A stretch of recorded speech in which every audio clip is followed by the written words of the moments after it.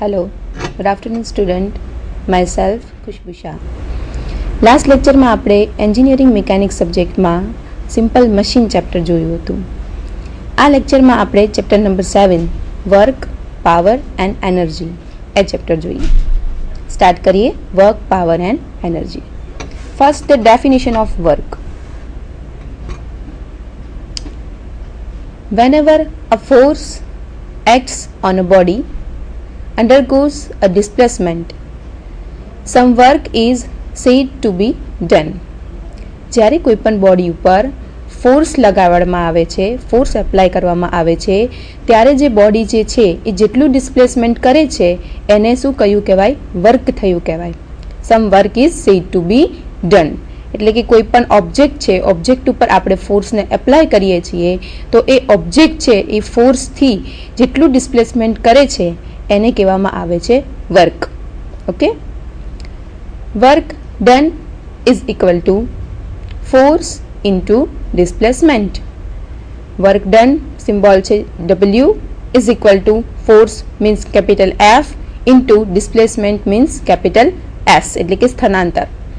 તો work done is equal to force એટલે કે બળ ગુણ્યા ડિસ્પ્લેસમેન્ટ એટલે કે એનું સ્થળાંતર. પણ કઈ દિશામાં? તો કે બળની દિશામાં થતું સ્થળાંતર.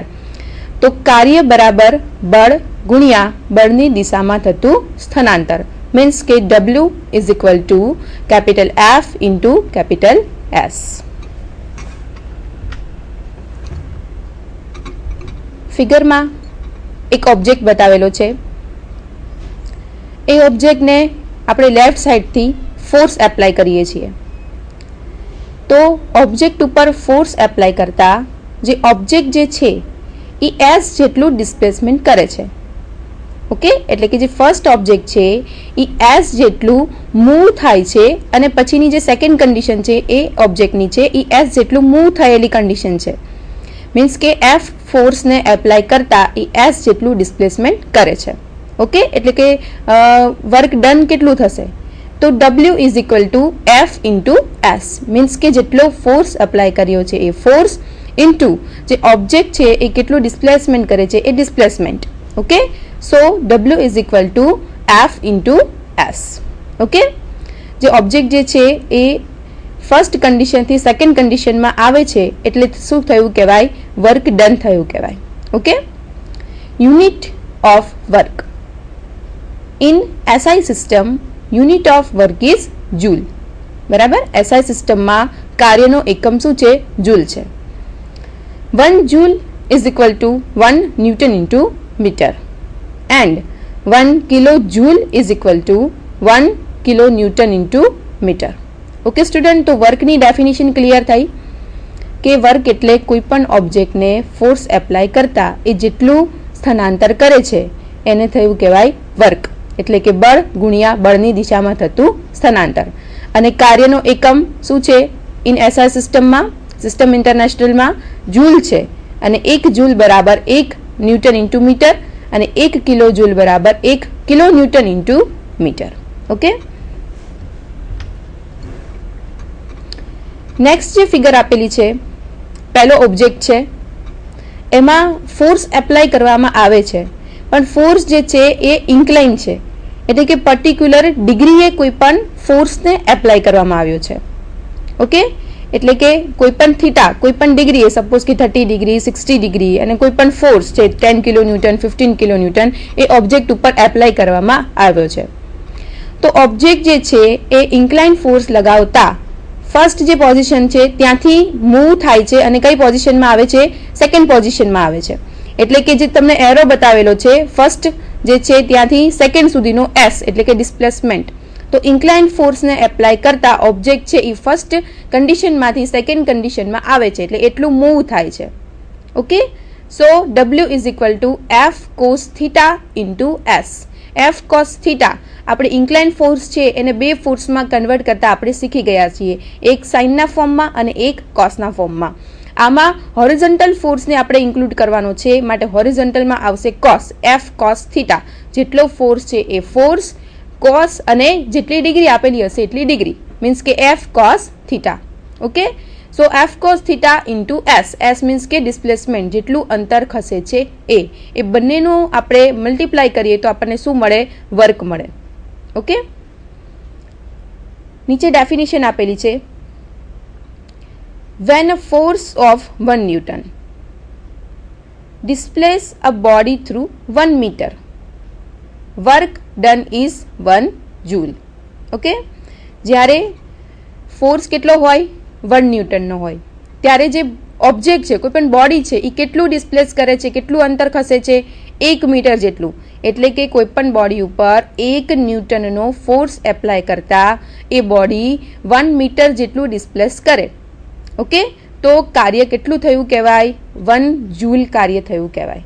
Clear? When a force of 1 newton displace a body through 1 metre, work done is 1 joule means 1 newton into metre.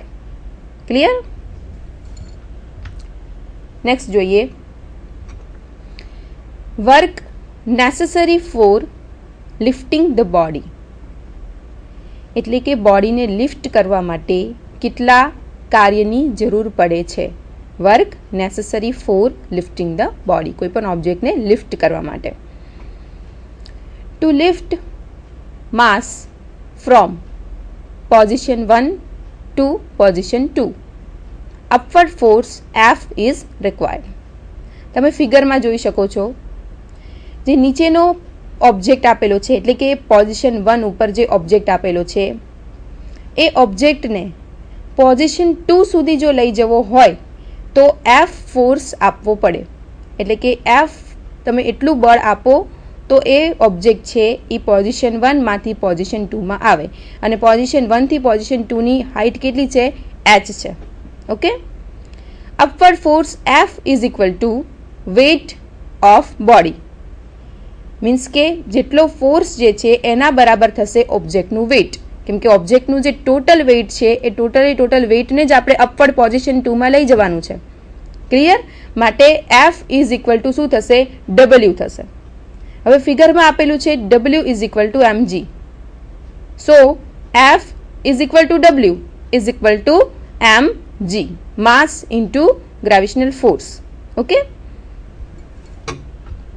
Means કે જે ઓબ્જેક્ટ છે પોઝિશન 1 ત્યાંથી કેટલો ફોર્સ? mg જેટલો ફોર્સને એપ્લાય કરતા ઓબ્જેક્ટ છે એ પોઝિશન 1 માંથી પોઝિશન 2 માં આવે છે.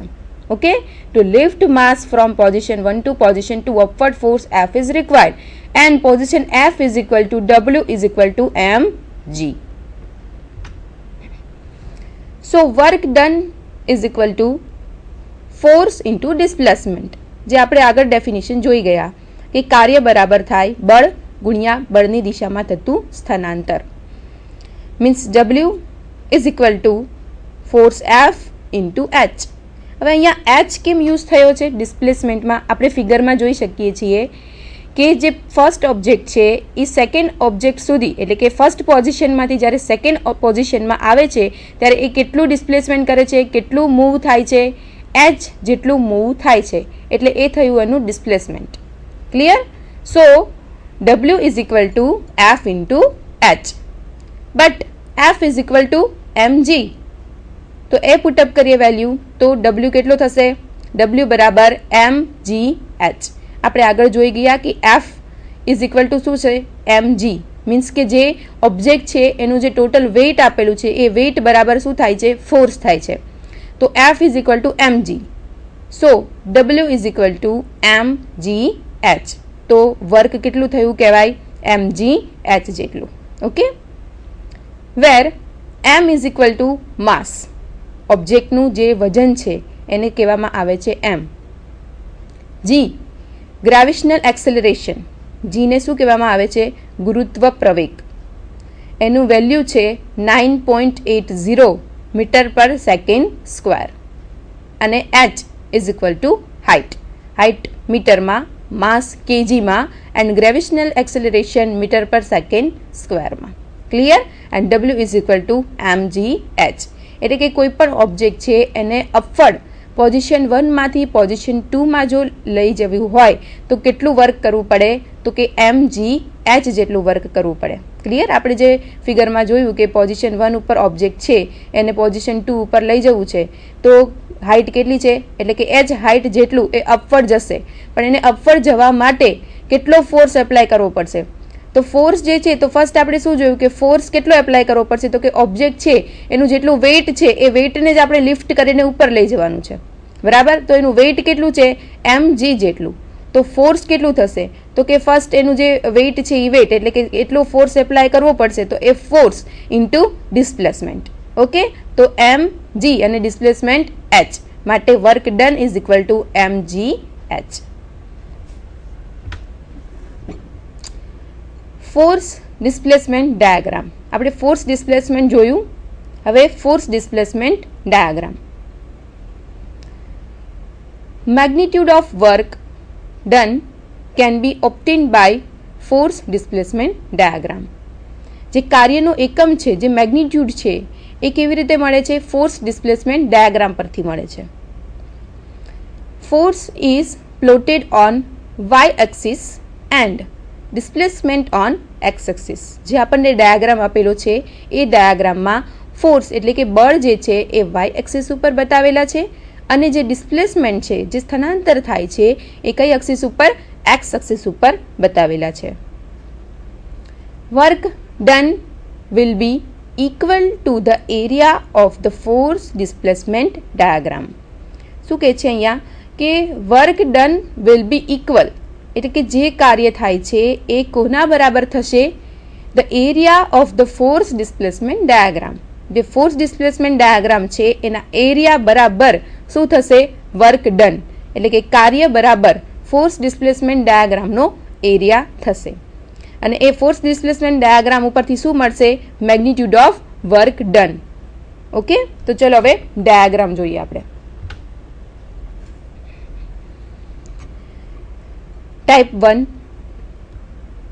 Work done by constant force એટલે કે કોન્સ્ટન્ટ ફોર્સથી કેટલું કાર્ય મળે છે એ. ડાયાગ્રામમાં આપણે આગળ વાત કરી કે વાય એક્સિસ ઉપર શું બતાવેલું છે? ફોર્સ બતાવેલું છે. એક્સ એક્સિસ ઉપર શું બતાવેલું છે? ડિસ્પ્લેસમેન્ટ બતાવેલું છે, બરાબર?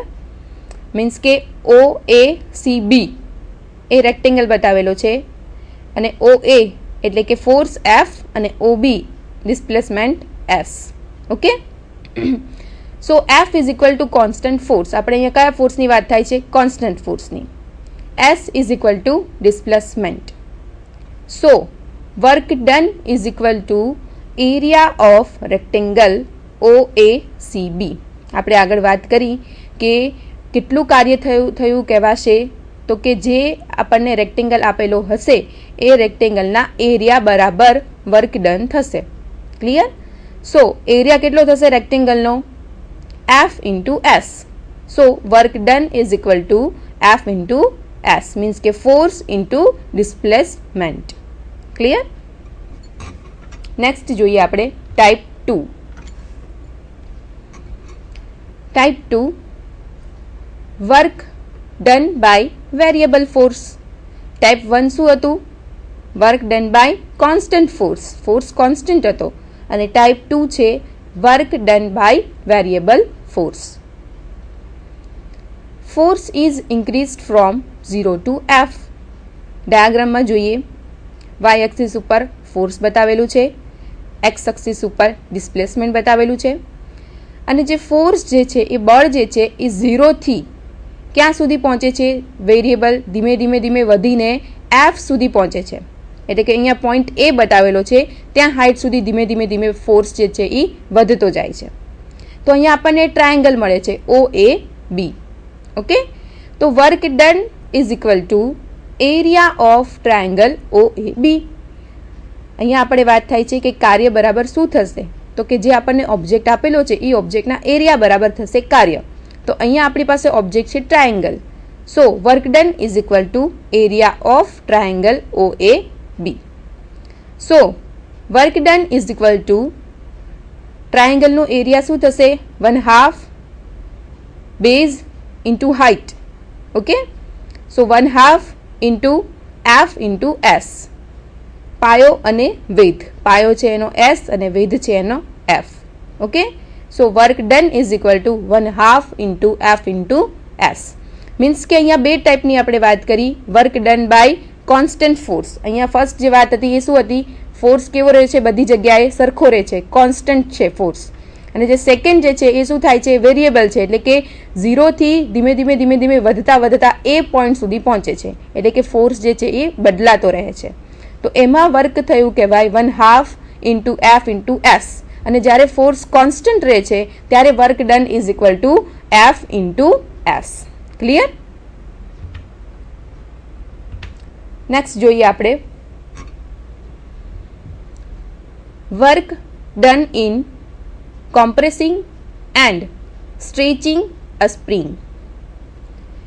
હવે અહીંયા સ્પ્રિંગમાં એક કોમ્પ્રેસિંગ અને સ્ટ્રેચિંગ, એટલે કે જે સ્પ્રિંગ જે છે એનું કોમ્પ્રેસ અને ટેન્શન એ બંનેમાં કેટલું કાર્ય થાય છે એ અહીંયા આપણે જોવાનું છે. સ્ટીફનેસ ઓફ સ્પ્રિંગ કે, સ્પ્રિંગની દ્રઢતા કે. હવે ફર્સ્ટ અહીંયા જે ફિગર આપેલી છે અને સેકન્ડ ફિગર છે એ બંને જે ફિગર જે છે એ કોમ્પ્રેસિંગની છે. ચલો આપણે ફર્સ્ટ ફિગર જોઈએ. ફર્સ્ટ ફિગરમાં એરો જે છે એ ડાઉનવર્ડ બતાવેલો છે, એફ, બરાબર. ફર્સ્ટ ફિગર જે છે એ સ્પ્રિંગ આપેલી છે, એ નોર્મલ કન્ડિશનમાં છે. હવે એના ઉપર એફ ફોર્સને એપ્લાય કરવામાં આવે છે, પણ ફોર્સને કેવો એપ્લાય કરવામાં આવે છે, કોમ્પ્રેસ, એટલે કે એરો જે છે એ ડાઉનવર્ડ છે, એ શું કરશે, સ્પ્રિંગને દબાવશે, કોમ્પ્રેસ કરશે. તો સેકન્ડ જે ફિગર અહીંયા તમે જુઓ છો એ ફિગર જે છે એ સ્પ્રિંગની કોમ્પ્રેસ થયેલી જ ફિગર છે. એટલે કે ફર્સ્ટ ફિગરમાંથી જે સેકન્ડ ફિગર જે છે એટલું કોમ્પ્રેસ થાય છે. તો કેટલું કોમ્પ્રેસ થાય છે તો તમે ફર્સ્ટ ફિગરમાં જોઈ શકો છો કે ડેલ્ટા એલ જેટલું શું થાય છે, કોમ્પ્રેસ થાય છે. ક્લિયર? તો કેટલું ડિફ્લેક્શન થાય છે એમાં, ડેલ્ટા એલ જેટલું. એટલે કે ફર્સ્ટ ફિગરને કોમ્પ્રેસિંગ ફોર્સ એમાં એપ્લાય કરતા કેટલું, ડેલ્ટા એલ જેટલું ડિફ્લેક્શન થાય છે. એટલે કે એટલી સ્પ્રિંગ જે છે એ કોમ્પ્રેસ થઈ જાય છે, એટલી દબાય છે. ક્લિયર?